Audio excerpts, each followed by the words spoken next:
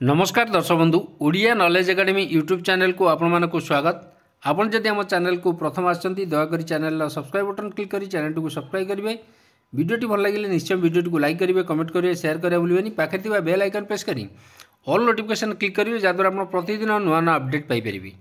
तो आसन देखा आज गोटे गुरुत्वपूर्ण खबर पर नजर पकड़ा जो थी कि आप देखूँ सुप्रीमकोर्ट माननीय सुप्रीमकोर्ट जो सर्वोच्च न्यायालय जोटा कि गोटे गुरुत्वपूर्ण निर्देश आसी जो थी कि जो अस्थायी कर्मचारी अच्छा से स्थायी नियुक्ति और पूर्ण दरमा देवाई माननीय सुप्रीमकोर्ट निर्देश देते आम से विषय में आलोचना करवा। दयाकोरी वीडियो को शेष पर्यटन देखिए जहाँद्वारा आप संपूर्ण खबर विषय जानीपर। तो चलतु आरंभ करवा आज खबरटी। ये देखो सुप्रीमकोर्ट में हाजर है भीमसार अध्यक्ष जोटि कि माननीय सुप्रीमकोर्ट में हाजर होती जो 6टी श्रमिक को सप्ताह देवे स्थायी नियुक्ति बोली एटी माननीय सुप्रीमकोर्ट गुरुत्वपूर्ण निर्देश देते आम देखा।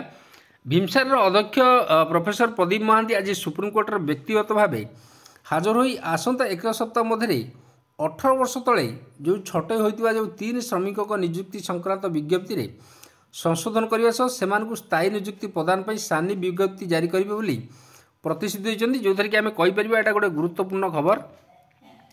देखो जो कर्मचारी छटई होते से सानी नियुक्ति एवं तांको चाकरी को स्थायी करा जिवो।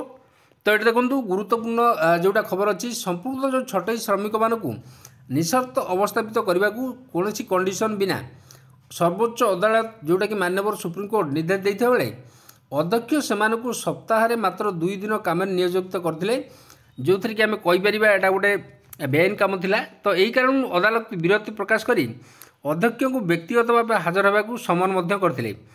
तो आज professor Mohanty justice JJ Maheshwari एवं जस्टिस अरविंद कुमार को नहीं गठित गोटे खंडपीठ इजलास रे हाजर होते जो भीमसार अध्यक्ष अदालत को आज देथिबा प्रतिश्रुति संपर्क में आसंता शुणाणी समीक्षा करा छटई श्रमिक मान पक्षर मकदमा परिचालना करुवा सुप्रीमकोर्ट आईनजीवी ज्ञानदत्त चौहान सूचना देते जो थे कह गोटे गुरुत्वपूर्ण खबर।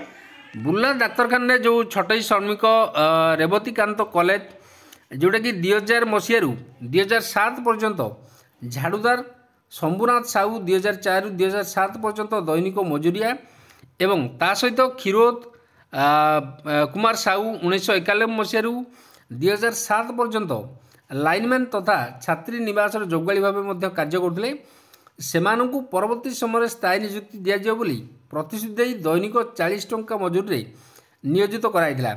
तो सेमानंकु परवर्ती पर्याय जो नियुक्ति समय से प्रतिश्रुति दिया जे परवर्ती पर्याय से स्थायी करा जिवो एवं दैनिक मात्र 40 टंकार से नियुक्ति कराइला। जो देखा डाक्तखाना कर्तृपक्ष दीर्घ वर्ष धरी ए काम एमानकु कामर लगाई 2007 मसीह छटई करदे जोटे कि से विभिन्न कार्य कलापर निष्ठापर सहित कार्यकलाप शेष में छटई करते अस्थायी कर्मचारी को कर्तृपक्ष अन्यायपूर्ण पदक्षेप विरोध में से प्रथम श्रम अदालत अभियोग करते।